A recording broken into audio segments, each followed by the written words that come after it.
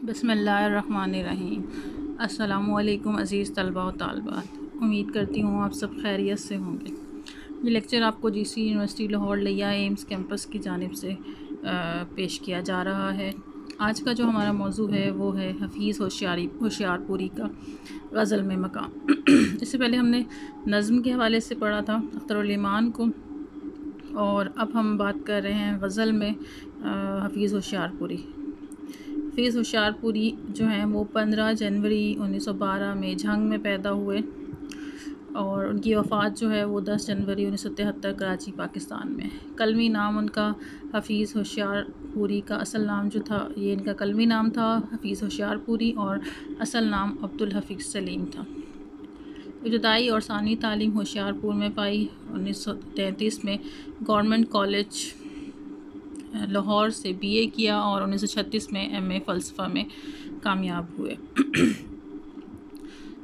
कुछ मुलाजमत के हवाले से हम देखते हैं कि कुछ मुद्दत जो है मियाँ बशीर अहमद साहब के साथ अंजुमन तरक्की उर्दू के सेक्रेटरी भी रहे।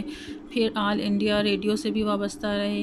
क़याम पाकिस्तान के बाद रेडियो पाकिस्तान में प्रोग्राम डायरेक्टर मुकर्रर हुए। लाहौर रेडियो स्टेशन के डायरेक्टर भी रहे। फिर रेडियो पाकिस्तान के डिप्टी डायरेक्टर जनरल भी मुकर्रर हुए। शायरी का शौक़ बचपन से ही था और मौलाना ग़ुलाम कादिर ग्रामी के फ़ैज़ान सोहबत ने उनके मज़ाक़ सुखन को और संवारा। गज़ल और नज़म दोनों में तबाह आज़माई की, मगर गज़ल उनका महबूब मौजू रहा। मशहूर शायर नासिर काज़मी उन्हीं के शागिर्द थे। तारीख़ गोई में उनका ख़ास मलका था। तारीख़ गोई के साथ साथ बदीह गोई में भी उनका जो है वो कमाल था। बदी गोई मतलब कि कोई भी शेर जो है जिसको हम फ़िल बदी तौर पर पेश किसी मौके की मुनासबत से फ़िल बदी कोई शेर कह देना, ये भी उनका एक फ़न था। और इस हवाले से डॉक्टर कुरतलैन ताहिरा जो हैं वो उन्होंने अपने पीएचडी के मकाला हफ़ीज़ होशियारपुरी 20वीं सदी की उर्दू गज़ल के तनाज़ुर में मदीहा गोई के हवाले से उन्होंने लिखा कि वो असल में उन जैसा बदी गोई और कादर कलामी मौलाना ज़फ़र अली ख़ान के बाद कोई नहीं आया। तो ये उन चंद शायरों में से एक हैं और जो फ़िलबदी शेर कहते थे। खैर जनाब, 5 जनवरी 1912 को दीवानपुर ज़िला झंग में पैदा हुए। आबाई वतन होशियारपुर था, ये बात अभी बताई है। 1928 से मैट्रिक का इम्तहान पास किया। गवर्नमेंट कॉलेज लाहौर से बीए और 1936 में एमए फ़लसफ़ा की डिग्री ली। ऑल इंडिया रेडियो के लाहौर और मुंबई स्टेशंस पर ज़िम्मेदार ओहदों पर फ़ाइज़ रहे। तक़सीम के बाद deputy director general radio Pakistan के ओहदे से रिटायर हुए। राहुल होशियारपुरी से तलम्मुस हासिल था। तारीख़ गोई में हफ़ीज़ को एक मुनफ़रिद मकाम हासिल था। उस सिलसिले में उनका नाम नासिक के साथ लिया जाता है, क्योंकि तारीख़ गोई जो है वो नासिक के बाद अगर हम कहीं देखते हैं ज़्यादा बेहतरीन अंदाज़ में वो हमें हफ़ीज़ होशियारपुरी के यहाँ ही नज़र आती है। हफ़ीज़ होशियारपुरी ने तकरीबन तमाम असनाफ़ सुफ़न में तबाह आज़माई की और वो उनका जो मजमूआ कलाम जो है वो मकाम गज़ल उनके इंतकाल के बाद शानुल हक़ की ने उसको तरतीब दिया और वो उसको उनकी वफ़ात के बाद सामने आया। हफ़ीज़ होशियारपुरी में तख्लीकी क़ुव्वत जो है वो बला की थी। बहुत कम शोरा को इतना रवां तबा पाया है। फिर हफ़ीज़ की ख़ुसूसियत तो उनकी गज़ल थी, मगर उन्होंने आज़ादी से पहले के 10-12 बरसों के दौरान जो कौमी और इस्लामी नज़में लिखी उनका भी फ़नी मयार बहुत बुलंद है। खुदा करे ये नज़में महफूज हों। और मोहतरम शानुल हक़ हक़ी ने हफ़ीज़ के जो 2 मजमूए मुरत्तब किए इनमें से किसी में एक नज़्मों का इंतख़ाब भी शामिल हो। करीबी अहबाब की महफ़िलों को हफ़ीज़ ने गज़ल के अंदाज़ में लिखे हुए अपने ऐसे कलाम से बारहा गुदगुदाया जिसका मकसद हंसना हँसाना होता है। इस मामले में लाहौर के अंदर उनका सिर्फ़ एक हम पल्ला है, वो है अंजुम रुमानी। फिर तारीख़, अब जैसे मैं आपको इस पर थोड़ी सी एग्ज़ाम्पल दूँ कि पहले भी मैंने बताया फ़िलबदी मतलब वो शेर कहते हैं, तो यहाँ पर भी अगर हम देखते हैं कि वो उस फ़िलबदी शेर में बाज़ औक़ात मज़ाह का अंसर भी, तंज़ का अंसर भी शामिल हो जाता है। अब देखें, एक ज़माने में बीटन रोड पर किताबों की एक दुकान थी जिसका नाम था अख्तर और अख्तर। शेर मोहम्मद अख्तर और रज़ी मोहम्मद अख्तर ने मिलकर खोली थी। हफ़ीज़ साहब बातों बातों में उन्होंने इस पे एक लिखी नज़्म लिखी। रज़ी से जब ये पूछा शुगल क्या है, वो बोले जी किताबें बेचते हैं। है उनका नाम अख्तर और अख्तर, ये दो पाजी किताबें बेचते हैं। ख़रीदूँगा ना मैं उनसे किताबें, बहुत महंगी किताबें बेचते हैं। है इनमें एक आशिक और एक माशूक, फ़कत जिनसी किताबें बेचते हैं। तो ये देखें, ये तंज़ भी है इसके अंदर, और उस के हवाले से और फिलबदी एक बात से बात जैसे छिड़ जाती है वो इसमें हमें नज़र आती है। इसी तरह से अगर एक और उनकी अरब होटल जो है वो बड़ी मशहूर है, तो चाय वहाँ की, तो उसके बारे में लिखते हैं, चाय पीने का मज़ा तो है तो अरब होटल में, रिंद को कर्ज़ मिला है तो अरब होटल में, जमा होते हैं यहाँ ज़िंदा दिलाने लाहौर, हसन कॉलेज की ज़िया है, हुस्न कॉलेज की ज़िया है तो अरब होटल में, इश्तराकी भी वहाँ देखे जुदागानी भी, आग से पानी मिला है तो अरब होटल में। अब देखें, ये इस तरह की चीज़ें जो हैं, ये हफीज़ ही का फ़न था, उन्हीं की कादर कलामी थी जिसको उनके मास्टरीन ने मतलब बयान किया। तो यूसुफ़ ज़फ़र भी कहते हैं कि मुशर्रफ़ हुसैन की ऐसी हर हाल में हर मौजू पे उनसे जितने मर्ज़ी शेर का कहलवा लो, और ये जो है ना हफीज़ ही का फ़न था। हम देखते हैं कि उनकी ज़िंदगी में उन्होंने कभी कोशिश ही नहीं की कि अपने शायरी के मजमूए छपवाए जाएँ। एक दफ़ा उन्होंने किसी को अपने शायरी का मजमूआ जो है वो दिए भी छपने के लिए, तो उन्होंने उसको गुम कर दिए, और फिर बाद में बड़ी मुश्किल से जो है वो शानुल हक हक़ी ने हासिल किए और मुरत्तब किए। हम देखते हैं कि तारीख़ गोई में भी हफीज़ को ऐसा कमाल है कि हैरत होती है कि जो शख्स हरूफ की अदात की जमा तफरीक में इतना मुश्ताक है कि वो गज़ल फिर इतनी प्यारी गज़ल कैसे कह लेता है। तारीख़ गोई उनके लिए कामयाबी बनकर रह गई थी। बाज़ औक़ात सने ईस्वी या सने हिजरी की कोई बलीग़ तारीख़ निकाल कर परेशान होते रहते कि कहते कि कोई शायर मरता ही नहीं है, कि साल गुज़रा जा रहा है और तारीख़ बेकार जा रही है। देखें, कुछ तारीख़ें मैंने यहाँ पे आप लोगों के लिए लिखी हैं ताकि आपको अंदाज़ा हो कि तारीख़ जो है ना, ये तारीख़ गोई होती क्या है और कैसी लिखी जाती है। ये इदारा यादगार गालिब की मतबूआत की फरमाइशी तारीख़ें हैं, जो है इसको मुरत्तब किया मिर्ज़ा ज़फ़रुल हसन ने। और देखते हैं, चले हैं बेचने गालबी पेंसिलें, जो देखा है तमाशाए अहले करम, हुए जमा नक़्दो दिल और जान लिए बराई तमन्नाए अहले करम, जो तकरीब बरपा हुई इसका साल है ज़िक्र तमाशाए अहले करम। गालिब नुमा मुरत्तब इब्न हसन कैसर, नज़्ब व नसर गालिब है बेशक अपनी मिसाल आप, मज़मून गालिब है साल गालिब का इंडेक्स छपा। सादा सन मंटू की वफ़ात पर उन्होंने तारीख़ लिखी कि सोग में है फसाना गोई आज, उसका वो बांकपन हुआ रुखसत, हर ज़बां पर है अब ये अफसाना कि सादत हसन हुआ रुखसत। हफीज़ होशियारपुरी की शायरी में जो फ़िक्री लहर मिलती है, उसकी तवन्नाई का एक बड़ा हिस्सा फ़िक्र हैयत में सर्फ़ हो गया। इसमें कोई शक नहीं कि फ़नी हैयत में हफीज़ ने ख़ास तवज्जो दी और फ़न के साजो सामान को शख्सी और शेरी तरबियत के अनासर से तरकीब देकर अक्सर नाजुक और बदी सांचे तैयार किए। हफीज़ पैराए बयान को अपनी धीमी और तबीयत और जज्बात की नरमी से हम आहंग करने में फ़नी तौर पर कामयाब हुए। हफीज़ की शायरी पर फ़न की ज़्यादा शनासी है, जिसमें हमवारी और नरम रवि है। वो जज्बाती अफराद पसंदी की बजाय लतीफ़ आहंग जज्बात और तजर्बात और एहसास से काम लेते हैं।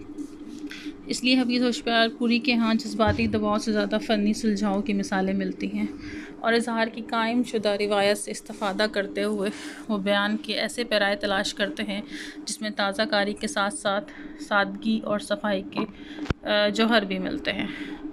हफीज़ होशियारपुरी ने बयान के इन पैरायों को ज़हनी तजर्बात से मुतसिल करते हुए काफ़ी हद तक काविश ख़याल से ज़्यादा काविश इजहार को पेश नज़र रखा है। इसलिए जहाँ वो मुरक्कब और पेचीदा पैरायत राज़ी की बजाय सादा और आम फ़हम अंदाज़ अख्तियार करते हैं, वहाँ उन्हें शेरी रिवायात से इस्तिफ़ादे की खातिर ख़्वाह मौक़े भी मिले हैं।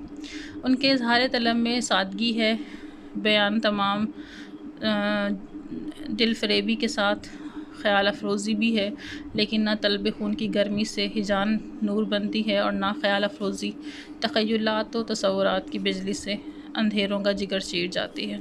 अक्सर तलब व ख़याल के तासुर और तहरीर की गहराइयों में जाने से हफ़ीज़ ने बयान को दिल फ़रेबी की सतह पर अपनी तवज्जो मरकूज़ कर दी।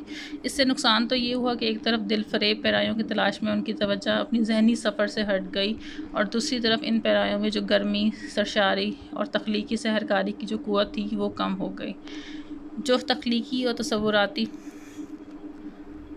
तसव्वुरात के मुतनव्वअ जोहरों को आईना दिखाती है, वो सरापा अलहताब कैफ़ियतों की बोलते रंगों में सूरत साज़ी करती है। हम देखते हैं कि हफ़ीज़ होशियारपुरी ने गज़ल की रिवायात से अपना ईवान सजाया और इसकी आराइश से अपने ज़ौक़ शख़सी और मिलान ज़ाती का इज़हार होता है। एक गज़ल क्या ख़ुद अपनी सूरत इज़हार भी इस्तारा साज़ी, अलामत नवाज़ी पर मजबूर है। चुनांचे उर्दू गज़ल में रिवायात का बड़ा ज़ख़ीरा इस्तारा और अलामत के असर और नफूस की शहादत देता है। अल्बर्ट कामियों के अल्फाज में कि एक सूरत हाल को दूसरी सूरत हाल के तौर पर बयान किया जा सकता है, चुनांचे उर्दू गज़ल ने आलाम रोज़गार को भी गम जाना बनाकर पेश किया। हफ़ीज़ होशियारपुरी के यहाँ अगरचे ख़याल की पैकर तराशी, ज़हनी शबीह की मुरक्का राई का दायरा ज़्यादा वसीह नहीं, लेकिन शायराना अमल और रिवायत के दोहरे वास्तों से वो अलामतों और इस्तारों को जज़ब करने और किसी हद तक शायराना पैकर तराशी का जुज़्व बनाने में कामयाब हुए हैं। लेकिन इस पैकर तराशी के अमल में हफ़ीज़ होशियारपुरी की अपनी शायराना शख्सियत की दबी दबी रंग आमेज़ी भी मिलती है। इनकी शख्सियती कलीदी अनासिर में शाइस्तगी, खुश ज़ौक़ी और काविशें ज़ेबाई है। ये बात नहीं है कि हफ़ीज़ होशियारपुरी की शायरी में मताए दिल नायाब हो, लेकिन इंतखाब की नौबत आ जाए तो वो तजर्बा पर तर्ज़ इज़हार को तरजीह देते हैं। यहाँ तक कि करिश्मा तर्ज़ बयान के लिए तजर्बा को भी मुहम बनाना भी गवारा कर लेते हैं। वो कहते हैं किसी से इश्क हो सचमुच कोई ज़रूरी नहीं, फ़कत करिश्मा तर्ज़ बयां भी होता है। करिश्मा तर्ज़ बयां के लिए इस गैर मामूली ज़हनी झुकाव के बावजूद हफ़ीज़ होशियारपुरी की तबीयत की शाइस्तगी जिद्दत की धुन में गज़ल की बिद्दत को मज़र नहीं बनने देते। उनके तर्ज़ बयां की एक वज़ह ज़ाती है जिसमें शायराना रस्का कैफ़ियत, ज़हनी कैफ़ियत के पस मंज़र में रिवायत को भी हम देखते हैं कि वो रिवायत से भी जुड़े हुए हैं और लेकिन नई जो कैफ़ियत आ रही हैं उसके भी वो भी हमें उनके यहाँ भी फ़न की ताज़ाकारी भी नज़र आती है। मतलब ये कि वहाँ अलामात का इस्तेमाल भी मिलता है गज़ल में, वहाँ अलामतें ख़याल की सूरतें या जज्बाती कैफ़ियतों को पेश करती हैं। शायरों का एक गिरोह सिर्फ़ ये कहने पर इत्तफ़ाक़ करता है गुलाब है, गुलाब है, गुलाब है, लेकिन सवाल ये है जब गुलाब गुलाब नहीं होता तो क्या होता है? इसका जवाब हर शायर ने अपने तौर पर देने की कोशिश की। हर एक के जवाब मुख्तलिफ़ हो सकते हैं। हफ़ीज़ ने एक जगह ये शिकायत भी की कि शर्मिंदा रहे सहल पसंदाना ने जहाँ से मौक़दा मुश्किल थे कि आसान ना हुए हम। हफ़ीज़ साहब के यहाँ वक्त गुज़रने का गहरा तासुर मिलता है। उनकी गज़लों में एक इंतज़ार है अपना और अपने महबूब दानों का। उन्हीं दो नुक्तों के दरमियान उनकी गज़ल ज़बान से इतराफ़ मोहब्बत भी करती है। जैसे एक शेर मुलाहिज़ा फरमाइए, तमाम उम्र तेरा इंतज़ार हमने किया। बड़ा मशहूर शेर है ये उनका, तमाम उम्र तेरा इंतज़ार हमने किया, इस इंतज़ार में किस किस से प्यार हमने किया। ये फ़ासला जो महबूब और आशिक के दरमियान है उनकी गज़लों को मुख्तलिफ़ तजर्बात की बदौलत मंजिलों से गुज़ारता है, यहाँ तक कि आखिर में वो ये तजर्बा जुदाई का गीत बन जाता है। हफ़ीज़ की शायरी जुदाई का नग़मा है, इस नग़मे में तहज़ीब गज़ल है, इसीलिए ये ज़ेरे लब है। उनके चंद शेर मैं आपको सुनाती हूँ जो बड़े मशहूर हैं और कुछ ज़्यादातर इनकी जो गज़लें हैं क्योंकि ये रेडियो पाकिस्तान से ताल्लुक़ रखते थे तो वहाँ पर मैडम नूर जहाँ ने, मेहदी हसन ने इनकी गज़लें गाई हैं और हम अगर मैं भी गज़लों का आपको बताऊंगी तो आपने भी यकीनन सुनी होंगी। शेर सुन लें। ये इनकी गज़ल बहुत सबसे ज़्यादा मशहूर गज़ल है जो इनके नाम के साथ जुड़ी हुई है। मोहब्बत करने वाले कम ना होंगे, तेरी महफिल में लेकिन हम ना होंगे। मैं अक्सर सोचता हूँ फूल कब तक शरीके गिरिया शबनम ना होंगे। ये इनकी बहुत खूबसूरत नज़्म जो इनकी पहचान का बायस बनी। हफ़ीज़ की शायरी में हम देखते हैं कहीं कहीं मुस्तार आहंग भी मिलता है, अगरचे वो गलत आहंग होने से बचते रहे। जहाँ अदबियात के गहरे मुताले ने उनकी शायरी के बयान को महज़्ज़ब और रचा हुआ लहजा बख्शा, वहीं कहीं बाज़गश्त से इसकी इनफरादी कदर व कीमत कम हो गई। वो शैले के हम आवाज़ होकर कहते हैं कि नगमा शिकरी तर है बकदर तल्ख नवाई। अब हफ़ीज़ कहते हैं मेरी मायूसियों की इंतहा औजे नज़र तक है कि दिल से आरज़ुए हुस्न मयारी नहीं जाती।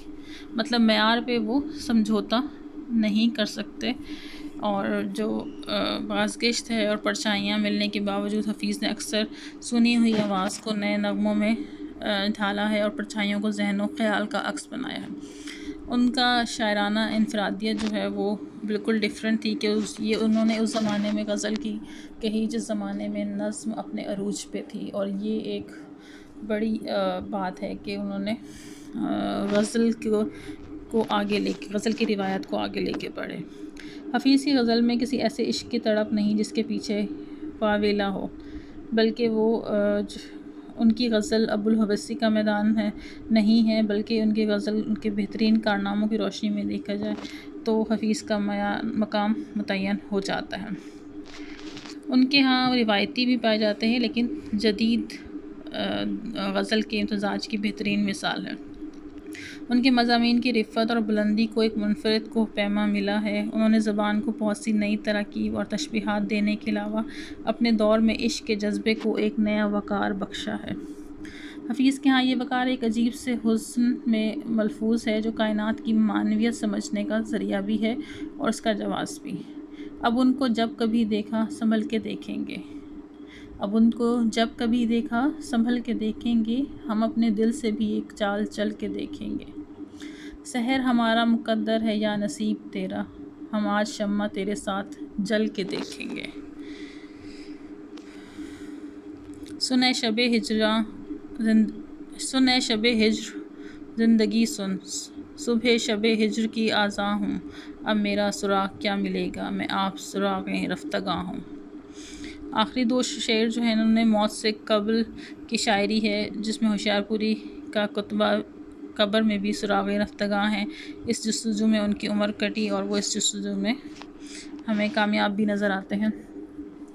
अब उनकी शायरी हकीकी तजर्बात ज़िंदगी की शायरी है। ना हफ़ीज़ ने ज़ात के वास्ते से ज़िंदगी को पहचाना और इनफरादी वारदात ने उन्हें ख़ारजी ज़िंदगी की हकीकतों का शऊर बख्शा।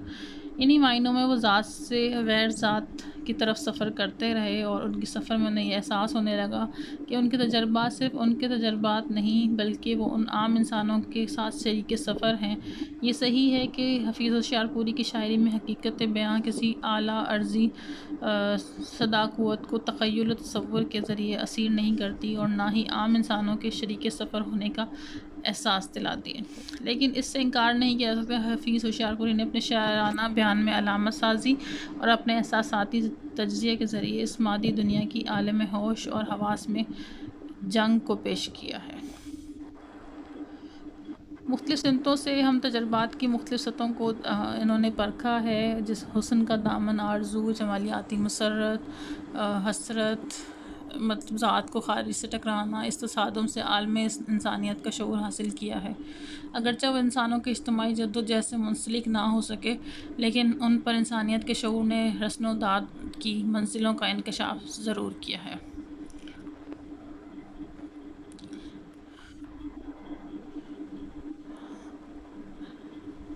दारो रसन की जो लफ्ज़ है वो गज़ल की रिवायत में शामिल हो चुका है, वो हमें हफ़ीज़ की शायरी में भी नज़र आता है। इसी तरह सियासी निज़ाम का इस्तिदाद जो है वो उसका भी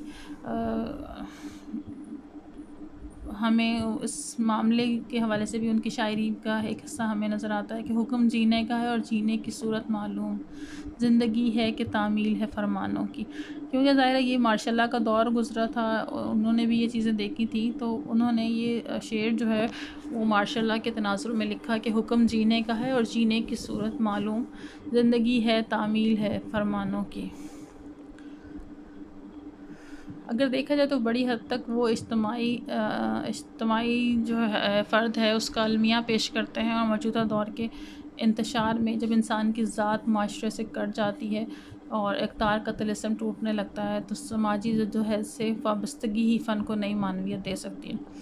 हफ़ीज़ ने ज़ात के वास्ते से अपने माहौल और आलम इंसानियत का इल्म तो हासिल किया, लेकिन वो समाजी जद्दोजहद से अमली तो क्या फ़िक्री वाबस्तगी भी पैदा ना कर सके, क्योंकि उनका ताल्लुक़ रेडियो पाकिस्तान से था और वो किसी सियासी तंजीम या तहरीक के साथ वाबस्ता नहीं थे, और उन्होंने इसलिए बहुत एहतियात के साथ ज़िंदगी गुजारी, और जिससे उनको किसी को उनसे कोई मसाइल पैदा ना हो सके। तो शऊरी और गैर शऊरी तौर पे जो है हम देखते हैं कि उनके यहाँ वो सूरत हाल नज़र नहीं आती जो जिस टाइप का दौर गुज़रा, और उस टाइप के दौर में जहाँ बड़े बड़े लिखने वालों ने अपने लिखने के स्टाइल में तब्दीली लेके आए, जिद्दत लेकर आए, जबकि हफ़ीज़ जो हैं वो उस दौर में भी रिवायती बातें मोहब्बत की करते रहे।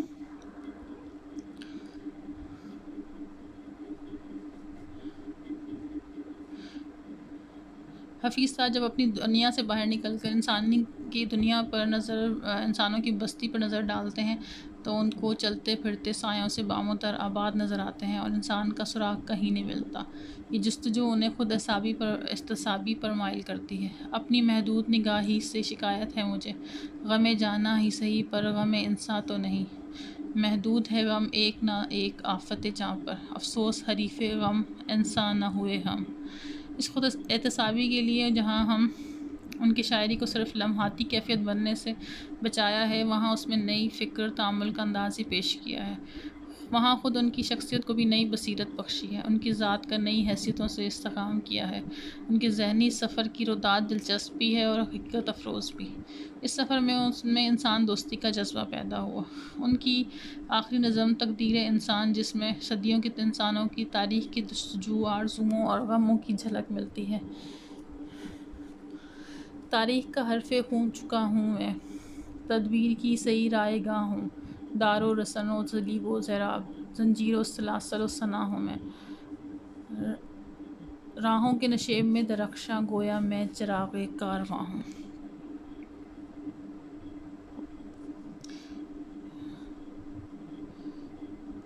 हफ़ीज़ होशियारपुरी का ज़हनी सफ़र मुसलसल जारी रहा। उनकी ज़ात जो है वो इंसानियत के कारवां से ये जैसा लग रहा था कि मुसाफिर बिछड़ गया और दिल के तारों से बुलंद होने वाले नगमे खामोश हो गए। उन्होंने अपनी शायरी में हर दर्द का खुली आंखों से मुताला किया, और वो नफ्सियात इंसानियों के पहलुओं को अपनी गिरफ्त में लेके आते हैं। अगर देखा जाए तो तमाम उम्र उनके कुछ शेर सुनाती हूँ इस हवाले से। तमाम उम्र तेरा इंतज़ार हमने किया, इस इंतज़ार में किस किस से प्यार हमने किया, तेरे जाते ही ये आलम है कि जैसे तुझे देखने ज़माना हो गया, तुझे देखे ज़माना हो गया, तेरे जाते ही ये आलम है जैसे तुझे देखे ज़माना हो गया।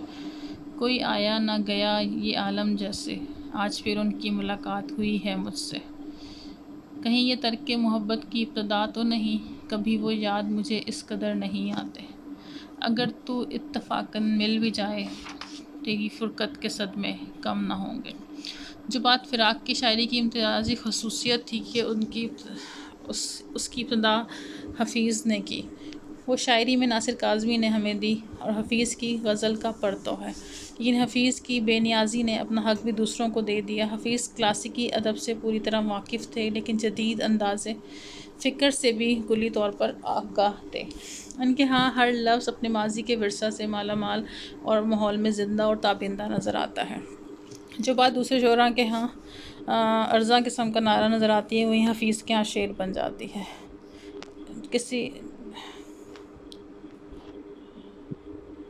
किसी शायर ने कहा कि हयात लेके चलो, कायनात लेके चलो, चलो तो सारे ज़माने को साथ लेके चलो। हफ़ीज़ ने यही बात की, लेकिन देखिए कि उनके नारे और शायरी में क्या फ़र्क है। वफ़ाए अहद है या पास शिकस्तगी तो नहीं, ठहर गया है कहीं, हम सफ़र नहीं आए। हफ़ीज़ महज़ नफ़सियाती और जज्बात के शायर न थे, बल्कि उनके नज़र में ज़माने के हर तरह के मसाइल थे। सरकारी मुलाजिम होने की हैसियत से वो खुल्लम सियासी शायरी नहीं करते थे। उनके पढ़ने वाले उनकी अलामतों और हिमायत को समझते थे, और उनका सियासी हालात पे तबसरा भी हमें नज़र आता है कि शेर उनका देखें, मैं अक्सर सोचता हूँ फूल कब तक शरीके गिरियाए शबनम ना होंगे। एक बात और बताती जाऊँ यहाँ पे आपको मैं कि हफ़ीज़ जो है वो हल्का अरबाब ज़ौक़ के बानियों में से थे। उनकी जिद्दत पसंदी में इंतहा पसंदी नहीं थी। हल्के के जलसों में भी कई साल तक जाते रहे, लेकिन ये कि कभी चले गए वरना नहीं। खलूस और वज़ादारी से इनराफ़ उन्होंने कभी नहीं किया। खलूस की वजह से शायरी में ही नहीं, हर अमल में था, उनकी ज़ात में था। वो हंगामा पसंद ना थे, मखसूस दोस्तों की महफ़िल में बेतकल्लुफ़ भी थे और बज़ला संज भी। उनके दिल में अहबाब के लिए बेपनाह मोहब्बत थी। इश्क़ शायरी के लेजे में हफ़ीज़ ने फ़िराक़ का ततब्बा किया। कहीं कहीं वो हसरत से भी मुतासिर नज़र आते हैं, और एक तरह से दाग़ और अमीर के चमन शायरी से गुलचीनी की बाज़ाब्ता कोशिश की। हफ़ीज़ ने महबूब से धीमे लहजे में शिकायतें करने ढंग निकाले हैं, और बहुत से ऐसे महसूसात को इज़हार दिया है जो बर्जिस्ता और बरमहल होने की पादाश में दर खो इतना समझी जाती है। हफ़ीज़ के यहाँ बर्जिस्तगी और हुस्न जो है नज़र आता है हमें, जो कि हमें मजनू गोरखपुरी के अल्फाज ज़ेर लब भी कहा जा सकता है। हफ़ीज़ होशियारपुरी ने ज़ेर लब से मुझे एक बात याद आई यहाँ पर कि हफ़ीज़ ने चाहा था कि उनकी किताब का नाम ज़ेर लब रखा जाए, लेकिन उससे पहले एक और किताब ज़ेर लब के नाम से मार्केट में आ गई थी, इसलिए इसका उनका मजमुआ जो था उसमें उसका नाम मकाम ग़ज़ल रखा गया था।